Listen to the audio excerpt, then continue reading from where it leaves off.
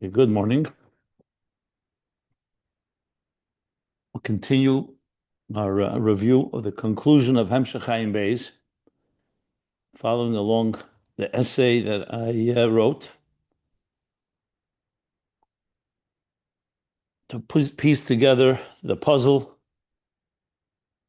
based on evidence, both the Rebbe Rashab's references, questions, unfinished themes, and of course, above all, the source material in the Hemshech and the Maimer Hamagbihi L'Sheves from the Alter Rebbe and the Mittler Rebbe. So it's an essay of 7 chapters. We've covered already 3 of these chapters. The first chapter primarily where Ayin Beis ends with the contemplation of the 3 levels of Yichud, the unity between divine and existence, the lower unity, Yichud Tata, the higher unity, Yichud Elah, Das Elyon, and the joining of both those unities, which the continuation, chapter 1 of the essay, covers the effect of that contemplation on the animal soul, that it too should be inspired and affected and transformed to the point of V'haftas Hashem Elokecha b'chol levavcha b'shnei yitzarecha, the loving God with both sides of your heart. Second chapter is the additional resource we're given, which is Ner Mitzvah. And the third chapter, Torah, which, let me just see where we're up to. We're up to page 20, I believe. So we just finished chapter 3, actually, in the last class that we had.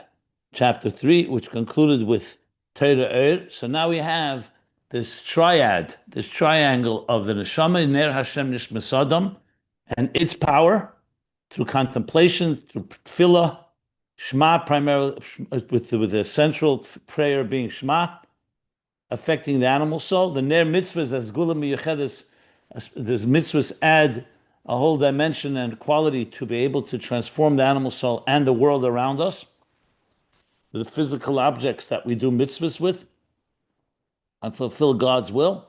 And Torah introduces the Atzmi, in the fullest sense of the word. So though Ner mitzvah also has some element of as we discussed, the different ways of explaining it, but the full Torah Atzmi, meaning the full expression of divine revelation in our lives and in this world, comes through Torah. So there you have the 3 steps, like we concluded in chapter 3 of the essay, the Avedus HaNeshomo Tzelatzme, Mamat L'mayla, the addition of Ner Mitzvah, and then the addition of Torah. And ultimately, what we're doing is transforming the Nefesh HaBamis, the Shemen, the oil of the animal soul's intelligence, to become an intelligence of Torah, Chachmas HaTorah, which is to think and to feel like God does, so to speak. And with that, we concluded chapter 3. And as I wrote here, the next step is understanding what we're going to do in chapter 4, is understanding the role of Ner Hashem Nishmas Adam and Ner Mitzvah in the context now that we know about Torah, and how they all come together in impacting the animal soul. So further discussion now, and this is going to continue citing from the Alter Rebbe's Maimer and the Mittler Rebbe's Maimer, who continue to explain now the relationship between Torah and Ner Mitzvah, and of course in the context of Ner Hashem Nishmas Adam. Okay. So here we go. We are in the top of page 20 of the essay, which is posted on Ayin Beis group, the WhatsApp group. And I'm going to start, Perek Dalet. So I guess, but Perek HaKodim, the previous chapter, is Boyer HaMayla Shel Torah Legabe Ner Mitzvah Legabe Ner Hashem Nishmas Adam. It explained the uniqueness or the quality of Torah, what it comes to add in contrast to Ner Mitzvah and Ner Hashem Nishmas Adam. Avladayin Sarich Lahavin, but we still need to understand Hashaychis v'amayla b'ner Mitzvah b'ner Hashem Nishmas Adam. What's the connection and relationship to the first 2, So yes, Torah Er elevates it to a whole other level of Gilui. So even though we did discuss, obviously, the mile of a mitzvah, etzem, rotzen, and tainug, but still, the Maimarim do elaborate more on this. The shaykhis and the mile of ner mitzvah, ner Hashem nishmas how they work in that context. In other words, they are critical as well, because you could just say, so why don't we just have Torah Er?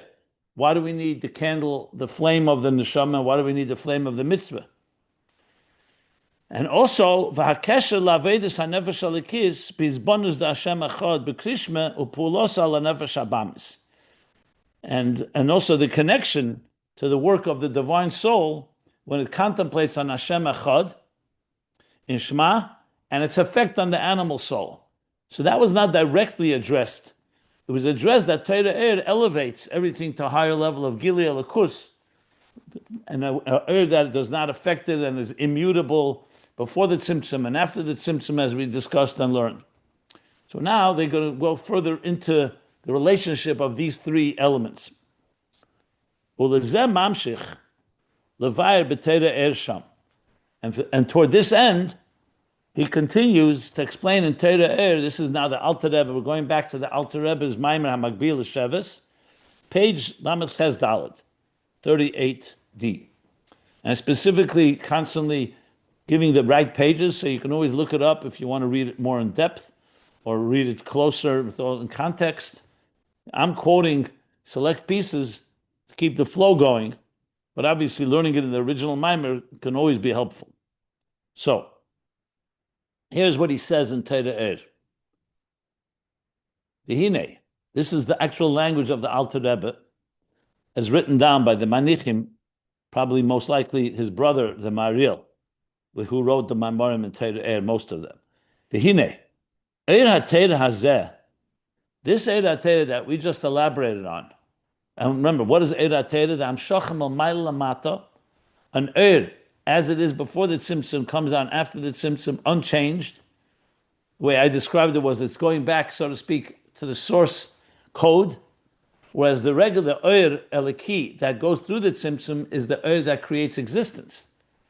But the Eir Torah bypasses that because it is not affected by the Tzimtzum. And it reflects God's, essentially God himself. So even though the Eir Eliki that creates existence is obviously also God, but think of God as he's creating art. What art? The art of existence. Whereas Torah is what God himself wants in all of this. Like we said, the primius hakavana, what is his intention at all? How God's thinking about why does he want this art in the first place, the whole purpose of it all. So it says, this Eira Torah hazeh nechaz u'mischaber b'mitzvah. It grasps and it connects in a mitzvah. In other words, Torah and mitzvahs go together. So it's not just that we were given two different things. Hashem gave us his mitzvahs, and then he gave us his Torah, or the other way around. But the Torah itself, how does it expressed? Even though it's Torah Er, but it's expressed through the mitzvah. And we're going to see here how Torah Er is like just like the light of a flame of a candle is nechaz, it grasps on the wick. If you take away the wick, there's not going to be any air. Where will the light shine? It'll just be an abstract light. So in a sense, the mitzvah grounds the air into a tangible reality. So mischaber mitzvah, kol ha-Torah shelefanenu, because the entire Torah before us means the Torah as we have it. Hein Torah shebiksav u'shabal peh, which is Torah with written Torah, and the oral Torah, ikran v'yeseidasan. And you'll remember this language because the Rebbe Rashab quoted it actually on page 1352 in Ayin Beis, volume 3. Its primary and foundational element, he b'mitzvahs. Basically the Torah, the written and the oral Torah, even though they also talk about narrative and they tell the story of Adam and Chava and Avram, Yitzchak, Yaakov, and so on, but primarily, Ikran and Yeseidos, and their foundation is a book that teaches us what God wants of our lives, mitzvahs. So the Torah is Taka Torah Er, but it's Nechaz. Essentially, it's channeled to us primarily through mitzvahs.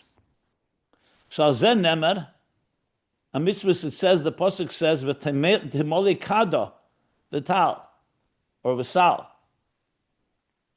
I think this is referring to, is it Rivka or Rachel? I think it's Rivka. That when Yitzchak meets her, so they were by a spring of water, a well of water. So kada is her container, what we call it, her pitcher that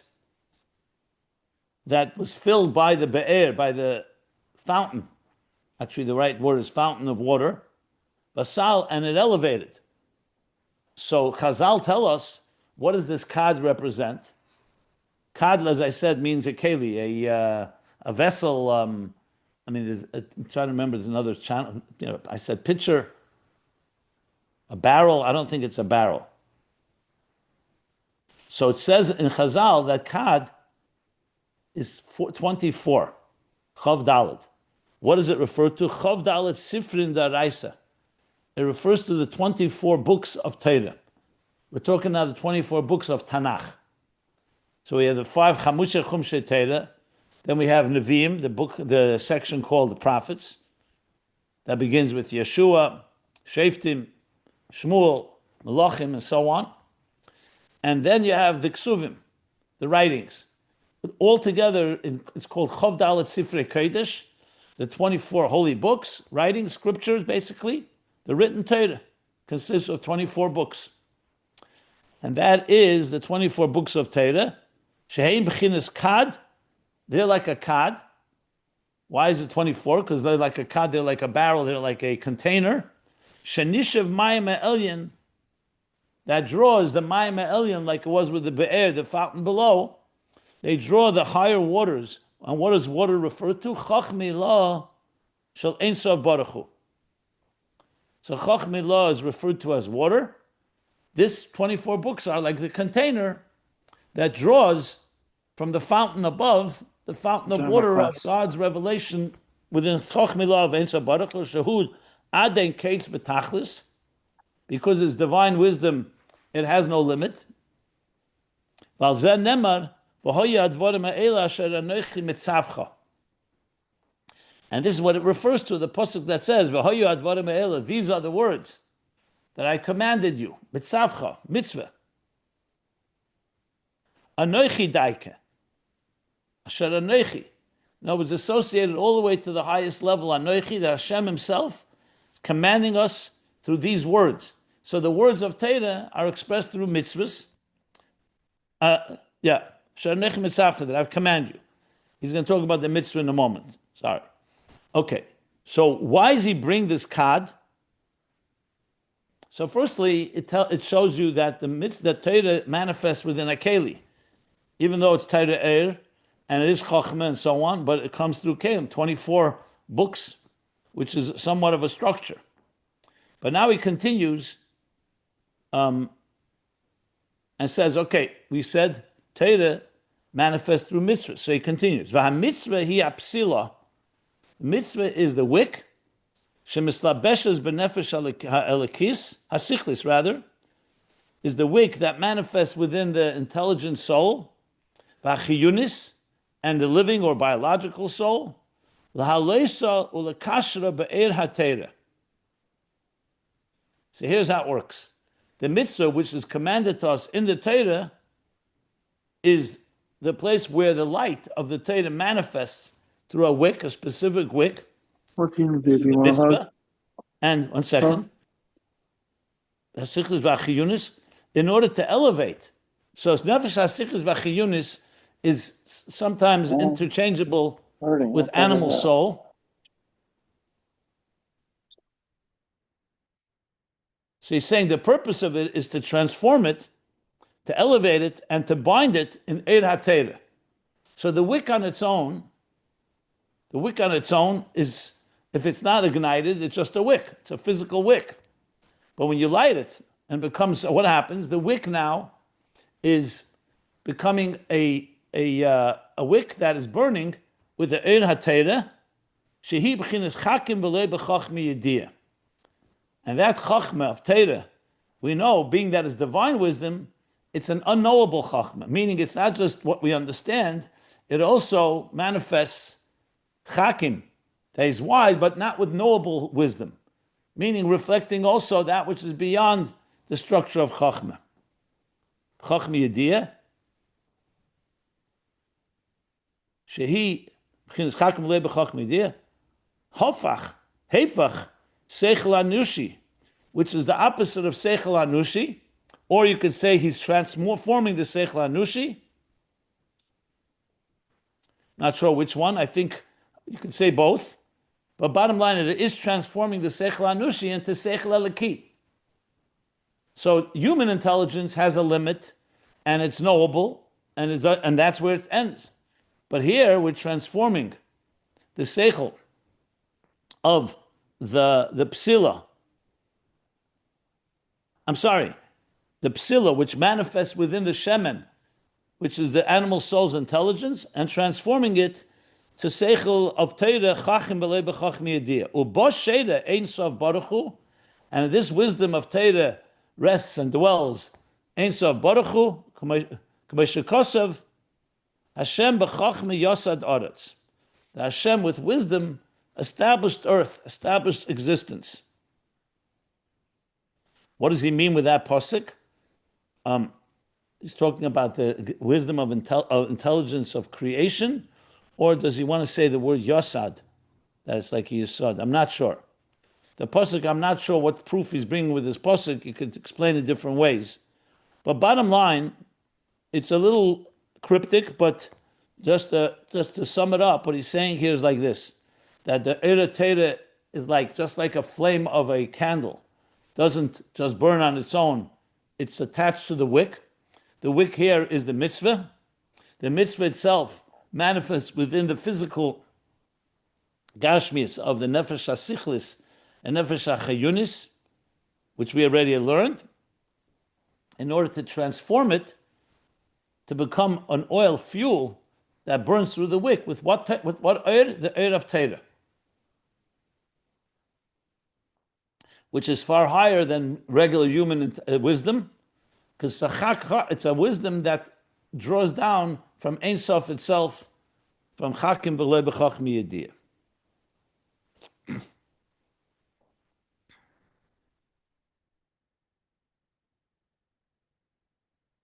I think I would translate the pasuk like this, that once you transform Seichel Anushi to the Chachma of Torah, so that's what it means. Hashem b'chachma yasad aretz.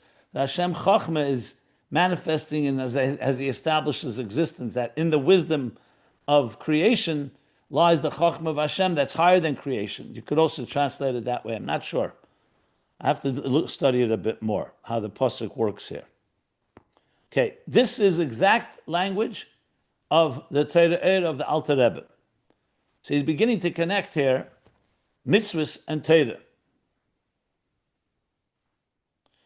Now, the next paragraph, I'm going to stop for any questions, but the next paragraph is going to go on to explain the process.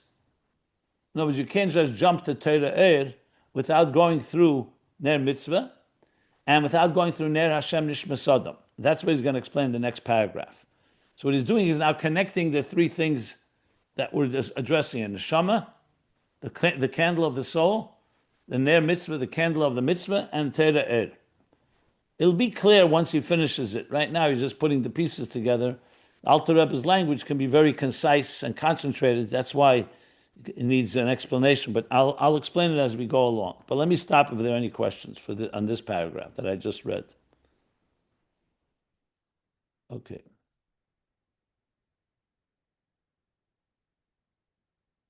So now he continues. There's the Alter Rebbe's language still. How do you get to this point? How do you get to the point? And let's remember what we're accomplishing here. We're taking an animal soul, and its own is driven by self-interest, by its own existential needs and material concerns, and material affairs, and we're trying to influence it to love God instead of just itself. So it's not an easy process, as we all can attest to, based on our own challenges. So the Alter Rebbe is now going to discuss how you achieve, and you want to get to a point where the animal soul is beginning to appreciate not just Elokus, but Elokus in the highest levels, Chakim v'lei b'chacham yediyah, that the true reality is not your existence, but God's reality, which is wisdom, but a wisdom that goes even beyond wisdom. Ein Sof Baruch Hu. So we understand Torah brings the Eir of Elokus into the picture. Mitzvah is how we implement it. Because remember, Mitzvah is the implementation of Torah. And if you also recall, Torah Sheba'al Peh is in between, because Torah Sheba'al Peh is what translates the written Torah into a workable document. Mitzvah is the implementation. But how exactly how does that get across to the animal soul that it should be able to be affected? The animal soul has its own interests. So now he's going to explain what the Neshoma's role is. Remember, it all began the other way around, that the Neshama, through its contemplation, the Shema affects the animal soul. Then we introduced Mitzvah and Torah. So now he's taking us back to the beginning. Tzarech lahagdim. In order to get to this level that an animal soul should be engaged and interested in Torah in Ein Sof, you have to first preface a hisbonenus. This doesn't happen on its own. The animal soul needs to go through a meditation, a contemplation. And what contemplation is that? The contemplation of the Nefesh Elikis, that the divine soul is engaged with Shema Yisrael, Hashem Elokeinu, Hashem Echad, which is preceded by Birchas Yetzer and all the prayers before that. He Ner Hashem Nishmas Adam. That first you need to have the Neshama active. In other words, just to introduce Torah and Mitzvahs and the Neshama is not active, you're not going to get very far. So the first step is going back to the davening, especially Shema, that the Neshama is now engaged with contemplating Hamayich Be'echad, if you recall that language. Extending an extended contemplation on the divine unity and all three levels of unity. If we're going to already cite Ayin Beis and the details that we learned earlier about this. So this is the Nefesh Ner Hashem Nishmas Adam actively contemplating. K'dei liyas v'hafta b'chol levavcha, with a purpose, in order to create a v'hafta, a love, that this contemplation, when you realize that your entire existence is really all divine, and all the levels of this contemplation, so you come to a love, not just with one side of the heart, but b'chol levavcha, with both sides of the heart. And that's what we learned earlier. That's how the Nefesh Habamis is impacted. That's where it all began, this whole discussion, before we got to Meh, Mitzvah, and Torah. So that's the Lahagdim. Ki ruach aise ruach. So there's an expression, spirit awakens spirit. Ruach also can mean a wind. When a wind blows, it in turn evokes and causes a reaction. But here he's talking in Ruchnius, the idea ruach aise ruach, that when one stimulates, when you initiate something, there's always going to be a call and a response. So once there's a abundance of the Nefesh HaElokis, and it, in its own way, longs and reaches upward toward godliness, so ruach aise ruach, there's a ruach that responds. Va'amshich ruach. And it draws down a level of ruach. U'kamei shekasav im yosim elov libei, that if you will apply your heart, he will apply his heart to it, and in turn will cause a reaction. To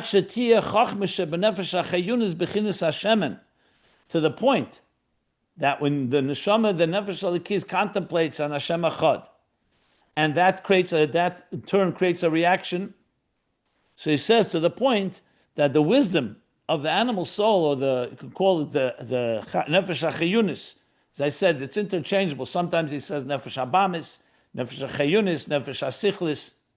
So what level is that? B'chinas hashemen hanimshach acher apsila. So that is the oil that now is being drawn and following the wick. The wick, if you remember, is in this case, well, the wick began with being the divine soul, but now the wick is also the mitzvah. So he says, this process that begins with the nefesh halikis, infecting the nefesh habamis, and causing the oil of the nefesh habamis to fuel the divine soul and the love of God. So he says, but he's very brief here.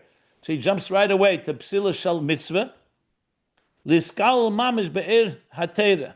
Because remember, that point he already discussed earlier, that the contemplation of the divine soul affects the oil of the animal soul to be transformed to loving God. Now he's already discussing that we've already introduced mitzvah and Torah, but they don't work on their own. They also are a result of the contemplation of the divine soul that impacts the animal soul, and now it causes that the psila of the mitzvah that was introduced to be encompassed now in what? In Eir, not just the Eir of whatever a neshama can achieve on its own, but the Eir of Torah, shemis teshitzapach mamish mehafuch al hafuch, mesechel anushi, that it should be transformed from one extreme to the next, from human intelligence, hamusig l'seichel, mesechel anushi hamusig, that from the comprehensible human intelligence to be transformed, the seichel chochmas hatera, chochma lekis, to Torah intelligence. A higher level of wisdom, a wisdom that touches a reality that is beyond intelligence, that is beyond our grasp. So in other words, you cannot reach the ner mitzvah and Torah without first this contemplation. But then, and this is how I explained the end of last chapter, if you recall, the 3 steps. You start with Ner Hashem Nishmas Adam, then you introduce mitzvah, and then you introduce Torah. But the Torah, mitzvah and Torah is coming after the contemplation. Now, with mitzvah and Torah, it's being elevated to this level of Chakim B'lei B'Chochem Yediyah, which is not said. The neshama itself, from this, seems would not achieve that level. But now that you have the neshama plus mitzvah plus Torah, you can elevate the animal soul all the way to these highest levels. That's why it manifests. Meaning, he means here the animal soul, and in general the physical world manifests in physical items. Yeah, because Torah and mitzvah. Nislapsha is talking about Torah and mitzvahs. That Torah manifests in Yonim Gashmim. V'chol in Yonim Gashmim klulim ba. And all physical matter are encompassed. If you remember, we learned this at length in the Bittul Rebbe's Maimer. Kumoi, kol shemeach ha'adama, or semach ha'adama, everything that grows from earth. Upriya eitz, b'seid zroim, and the fruit of the tree. That's in the first Seder of Mishnayos and Gemara, Seder Zroim, the agricultural laws. V'chol ba'lechayim b'seder kochim. This is briefly what the Mitler Rebbe elaborated upon, if you recall, each of the 6 different sections of Torah. And everything about animals in Seder kochim, which talks about karbonos. Kedei lavarer ulahapech hakol b'kedusha. Because the goal of Torah and mitzvahs is to, in order to refine and transform everything to kedusha, v'yamolek kved Hashem es kol ha'aretz halazu agashmis, and to fill this physical world with the glory of God. At kan l'shene. So with all this, these last 2 paragraphs, the exact language of the Alter Rebbe in Torah. So he's combining a few things that we had learned, some of it, but bottom line is that the whole picture is now emerging, where there's a neshama at work. It all begins with the neshama's work, and then it elevates to the level of mitzvah, and even higher the level of Torah, and all together are transforming the animal soul and the world around us to be greater than they were just by creation, upon creation. Then it was God's creation. Now it's being elevated to become a home and a dira b'tachtenim, because of all this aveda that we're doing. Now remember, the animal soul on its own does not begin. At the beginning, at the outset, it's not necessarily receptive to all of this. But this is the process of the hisbonnus, that the divine soul affects the animal soul, and then it can allow it to grow from one level to the next. And you have here the combination, as again, of all the three elements here, of a neshama, of a mitzvah, and of Torah. Okay. So this is all parallel then to Yehuda Elah, Yehuda Tata, and then the combination then, right? Not necessarily these three that I just said. Yeah, I mean, could you say the mitzvah is, oh, I don't know. We thought like Tehillah was. The three levels of yichud from the Maimorim appears to be, even in the first stage where the soul contemplates on Hashem Echad, the Mhm. contemplation consists of these three levels. Can you say that these three levels manifest in the soul on its own? The mitzvah is second level of yichud, and the Torah is the third level. That's an interesting question. I'd have to think about it. I've not seen it. Definitely, it's definitely not explicit that way. Mhm. Can that? I don't know. I have to think about that, whether that's the Okay, yeah. case. Okay. I'm It not. just. Initially, I would say not, because it's clear that the contemplation of the three is even before we get to mitzvah and Torah. But there's no question that when you reach higher levels of Torah, you reach higher levels of yichud. That's that comes with that's a given in general as a person grows. But I Mhm. don't know if these three correspond specifically to those three. Okay. Thank you, Rabbi. Yeah. Okay. Any other questions? Just real quickly,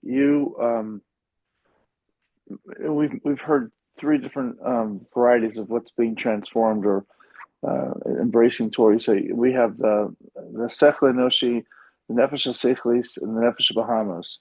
And you're saying, oh, they're more or less interchangeable, but maybe. But I mean, particularly the first two, the Sechel Enoshi and the Nefesh Sechlis, these seem to be referring to the cognitive aspect of the human brain.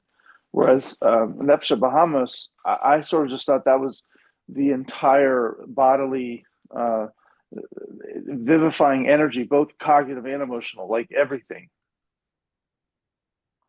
But the Nefesh Habamis also has seichel. He's talking right now about the Uh-huh. seichel. Right. Yeah, I know. Well, in general, you're talking about transforming the Nefesh Habamis also to love God, not just understand God. So ultimately, it affects its midas too, True. as But it he says starts in with Torah. Moichin, right? But it starts with Moichin, doesn't it? Well, the contemplation, yeah, because you can't get its attention without first like Uh-huh. getting its first its understanding, right? That's Yeah, the process. no, no, of course. Now, I guess I see why you can say they're interchangeable because once the whole purpose of trying to grab the mind is dafka so that it can be mavar the goof, the Well, the neshamos. mind is the I one mean the is the midas. mind is the key, is the doorway to the emotions. Yeah, You're not going to get the animal soul's emotions interested when it's completely consumed with its own pleasures and desires. So you have to get the minds. That's why you need a nefesh abam is the shemen. Its seichel is where you want to get its attention because then it says, okay, let me hear what you're saying. It starts understanding. So now it's you're starting engaging. It's like a student that's not interested in the whole class. So first you have to get its attention, and then you can start impacting it further. 100%. Thank you. In general, nefesh hasichlis, nefesh hachayunis, nefesh habamis. Yes, you could break it down, but in some places, like in this mimer, they're pretty interchangeable. Nefesh, as far as a nefesh goes. When you break it down, Yunis means more the living soul, meaning like the biological aspect of it. Now, Bahamis is more the behema part, more its own interests. Sichlis is more the intelligent part. But we learned in Torah the Nefesh Bahamis has Chabad, Chagas, Nehi. Remember, that's essentially the difference between Nefesh Habamis and Yetzer Hara, by the way, is Nefesh Habamis is the whole soul, all 10 faculties, and Yetzer Hara is only the midas of the Nefesh Habamis.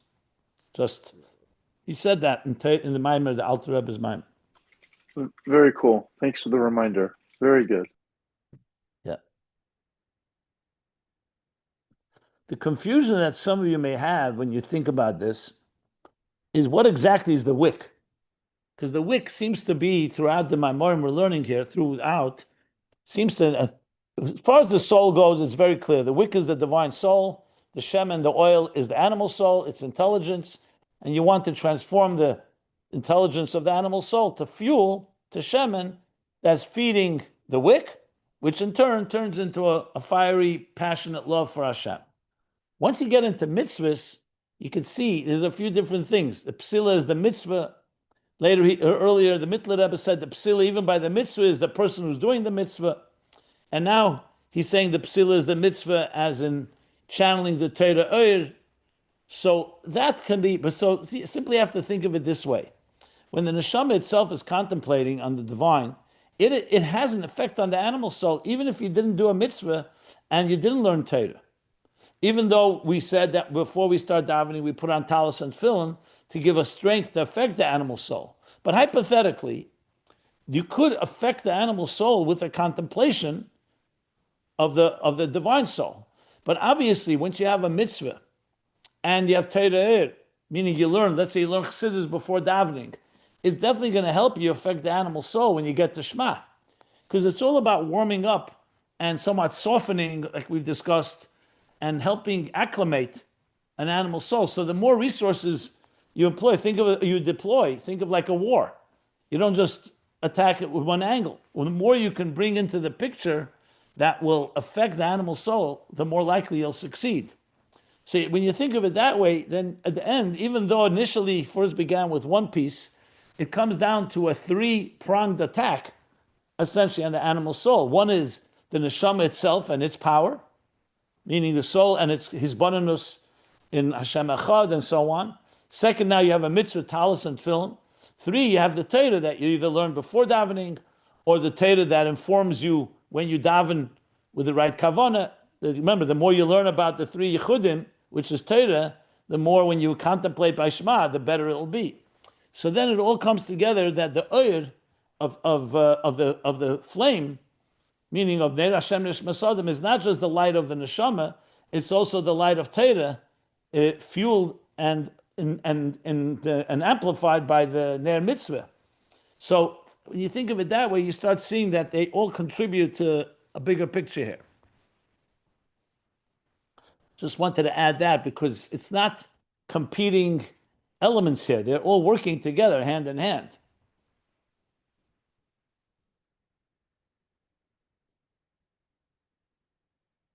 So it's like, I don't want to compare it exactly, but it's like you have the Air Force and you have the Navy and you have the infantry all attacking here, so to speak, the Nefesh Habamis. Maybe a word attacking may be too aggressive. You get the idea. You know, bringing them all into the what do we call it? The war theater, the battle with the animal soul. The battlefield. Yeah.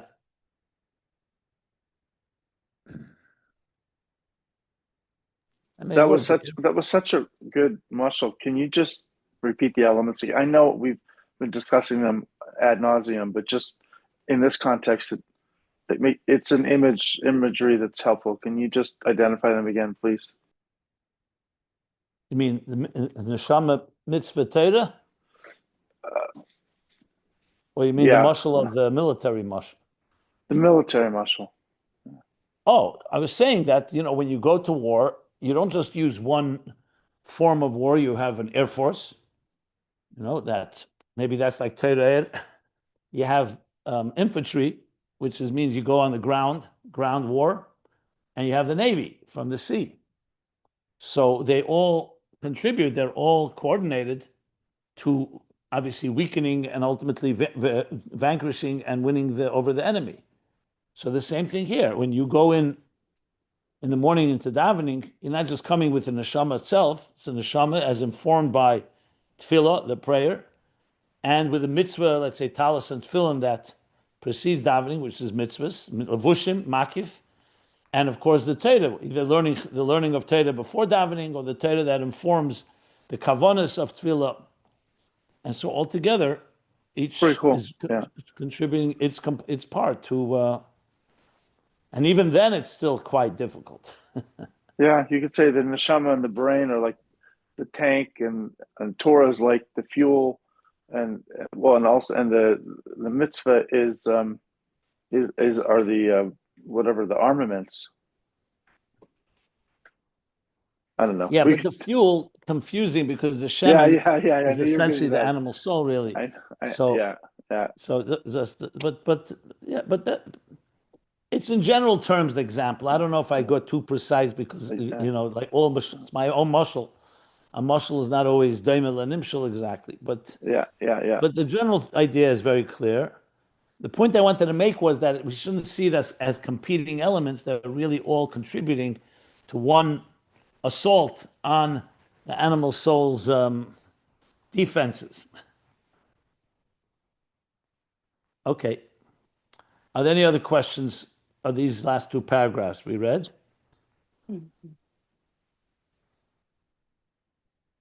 Okay.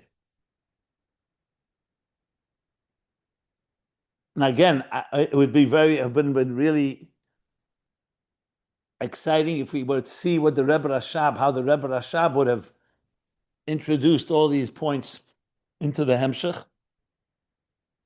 I have no doubt that he would have, because the flow of the questions that he's asked that he didn't answer clearly leads to all of this. Because this is all coming from the Maimer, as I said, Hamagbihi L'Sheves, that follows the flow where the Rebbe Rashab did leave us off. But nevertheless, that's something we don't have. The way the Rebbe Rashab would have framed it or phrased it, or he would have explained it, for all I know, could have been 50 pages, 100 pages, for all we know. That could have been just on this, or it may have been brief. Very hard to say. So we're doing the best we can with what we have, and I think you can get a picture, but with the big disclaimer that it would have been, of course, nice to see it from the Rebbe Rashab, but I guess this is a little avodah b'koyach atzmei, something that we have to do from the bottom up.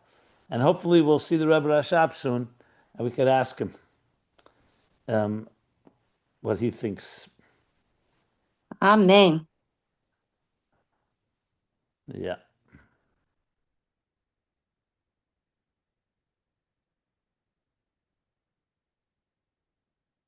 So now let's continue the next paragraph. Vihine. So I'm now on page 20, 1, 2, 3, 4, 5. Fifth paragraph on page 20. If you're following the text, even if not, I do read it and explain it all, so you don't have to worry about getting it clearly explained.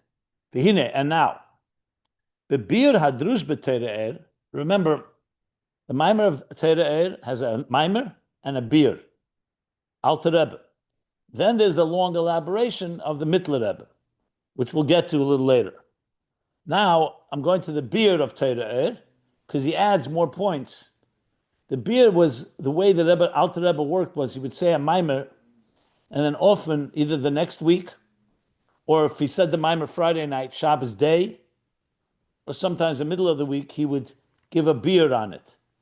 So you'll see a lot in Torah Elukutate, you'll see a Maimer, and they'll say beer, which means that's the second so-called, the second installment, if you wish, that the Alter Rebbe said at a later date that explained the first Maimer. And it wasn't just an explanation, he would add a lot of depth to it and a lot of elements to it. So we already referred to the beard, and we actually learned it when we first learned it inside. So I'm just giving you the coordinates again. The Alter Rebbe's Maimer, Magbi, the beard on the Maimer, and then there's the Mittler Rebbe's beard, which is obviously much longer and more developed. So he says now, in the beard of this Maimer, of this Drush, in Torah, and here again the page 39b, Moisif, he adds some points to what we just discussed. Bittul shel nefesh halikish mitzad atzmei. So this is coming to understand better what is the difference between each of these three contributions. In other words, the difference in the nefesh halikish's aveda, the mitzvah, and the Torah. So he says that the bittul of the nefesh halikis on its own, mitzad atzmei, hu b'hagbola b'bchinas psila. It's a limited flow. It's a limited, like a wick. A wick is a thin strand, like a kav. That's actually what he compares it to. It's not Eir Ein Sof, expansive, like the Eir itself. The light is not limited, especially Torah. But Nefesh gives a psila. So it's true, it's a divine soul, but it's channeling through a psila, through a wick that's inserted in the oil. B'chinas kav hamida. Kav means a line that measures. It's actually also a physical concept that when someone does cooking, there's the measuring sticks, whatever they're called. When you want to measure how much oil or how much flour or how much other ingredients. So you have something that measures, like a test tube type of thing. I'm not sure of the names of it all in the culinary department. But kav amida, but here, of course, kav amida is also referring to like the kav amida, that the kav that came after the tzimtzum is a measuring stick that measures the flow to make sure that which you're getting. You also have it in medicine and so on. When you administer medicine, they have things that measure exactly to make sure whether you're teaspoon or quart or whatever it may be. Maybe a quart's a little much. So you get the idea. So that's the Nefesh Elikis on its own. It's a bittul, for sure, but it's measured. V'achar kach nimshach. This is all the Alter Rebbe's explanation in this topic. B'zeh dargas ha'er habligvul shalifnei hatzimtzum al yidei teira er. Then afterwards, once you get that initial oir that the Nefesh Elikis is providing, then what you draw down is a oir habligvul, an unlimited flow, which is coming from before the tzimtzum. The kav is after the tzimtzum. The kav is taking the oir before the tzimtzum and now measuring it and tailoring it and customizing it to each part of hishtalshelus. So you have ak, chachma, bina, etc. Now we're getting through Torah Eir. You're getting now Eir Abligvul. But what about mitzvah? Shenechaz ba'psila, that holds on to the psila. So before he said that psila was a mitzvah, here he doesn't say the word mitzvah. So you could say the Torah Eir is like, think of it this way. You're teaching a student, first you begin with Ayin Beis. That's kav amida. You're giving him like a psila, like a wick. You're channeling to him certain limited flow of knowledge, but then as he expands, that becomes a keli to be mamshich er habligvul, which is higher than the tzimtzum, but it's nechaz bapsila. It's flowing through the wick. So the kav initially is a limited flow, but then once you've established that the person who's receiving is able to contain it, the flow can become much larger, to the point even of the Eir Abligvul of Torah Eir. That's what he says. Ubehemshech ha'inyan, and the hemshech of this mimer, the Alter Rebbe continues, page Lametez Daled, 39d, Mevayer. He explains Shabittul va'ava shel apsila the Nefesh Elikis, that the bittul and love, remember v'haftas Hashem lekecha, of the wick of the Nefesh Elikis, hu b'hagbola de b'chol nafshecha. So you have b'chol levavcha, b'chol nafshecha. It's limited. B'chol nafshecha. It's not yet b'chol moedecha. Ve'ilu ayidei habittul v'kiloyin hashemesh shel haseichel lenefesh habamis. But then when you transform and the oil dissolves. What is the oil? The oil of the seichel of the nefesh habamis. The intelligence of nefesh habamis is beginning now to become part and appreciating the elokus. Nasa da'ava bli gvul de b'chol meidecha. So if you recall, we learned that the Nefesh Elikis, as powerful as its love for God is, but there's something added. What really makes the wick really shine? As much as the Nefesh Elikis has light, if you light a wick without oil, it won't burn long. Excuse me.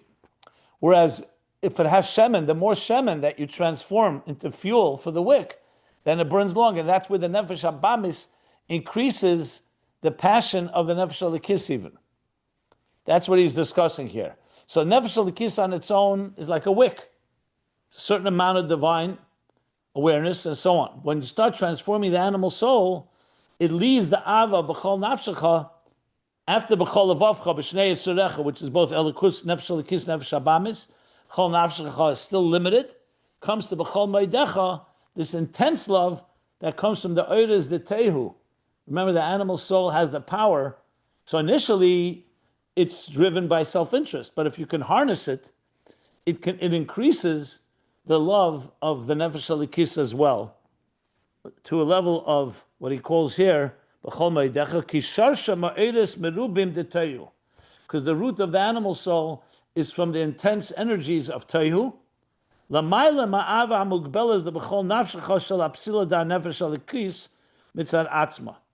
Higher than the love, the limited love of b'chol nafshecha, of the wick of the animal soul on its own. So this is all the points that the Rebbe, Alter Rebbe develops in the Bir on the Maimer Hamagbihi that we learned, that he first, the initial Maimer, he's adding points here. So point number one was the Torah adds the bleak vul over the psila of the nefesh elikis, over the contemplation of the divine soul, and now he's saying it's the transformation of the animal soul that leads us to a bleak vul b'chol ma'idecha. We don't know yet how does that relate to Torah. Does that mean the animal soul leads us to a higher level of Torah than the divine soul? He doesn't say that explicitly because he says there's two separate pieces. Let's see how this develops. I'm just pointing out that that's something that jumps out at us. V'atam sha'avazu nikra b'shem oir. And why does this love, now we're talking about the love that comes from the animal soul. Why do we call it oir?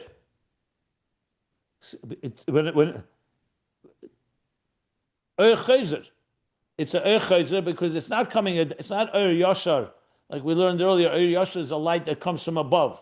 Here it's coming from below, from the animal soul. Once the animal soul gets ignited with passion and appreciates godliness, it's very powerful, but it's still called oir. She explains, Oir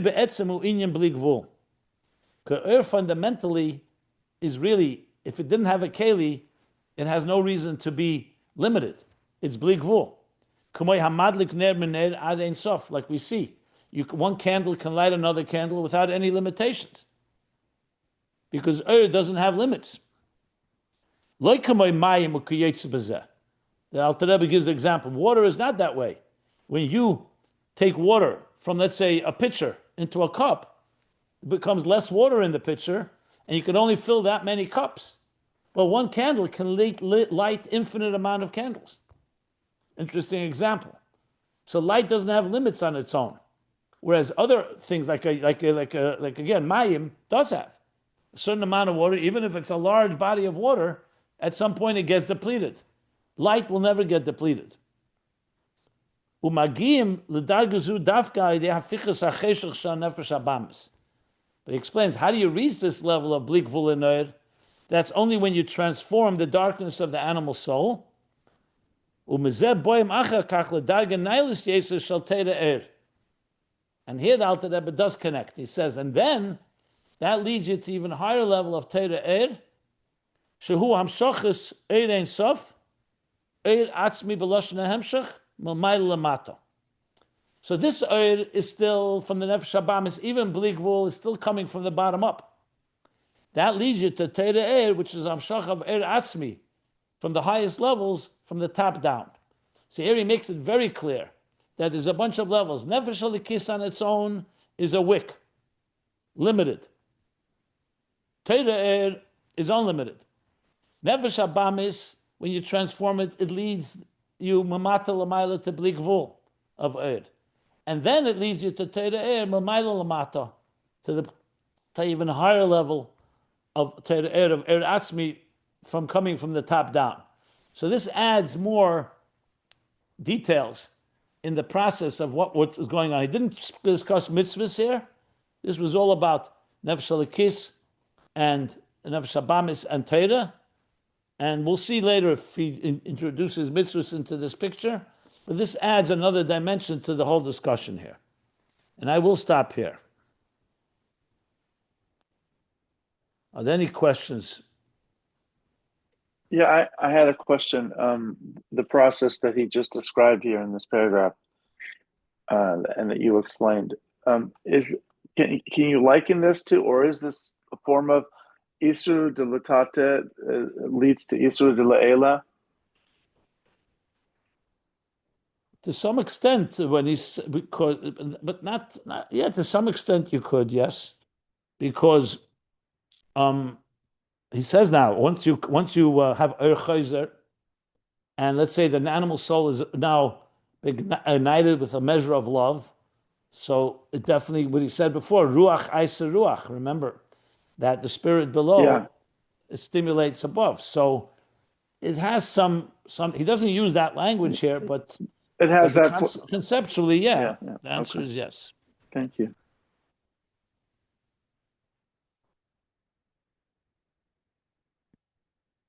Well, we'll speak about this more later with mamata lamaila, mamayla lamata. That's why this is also relevant because remember, Ayin Beis, mamata lamaila, mamayla lamata. So fundamental, tefillah, bottom up, Torah, top down. So ultimately, it does come together in the broader picture. Right here, he's laying some of the seeds, but yes, so ultimately, this is going to be very important in the whole discussion. How it all one leads to the next, basically.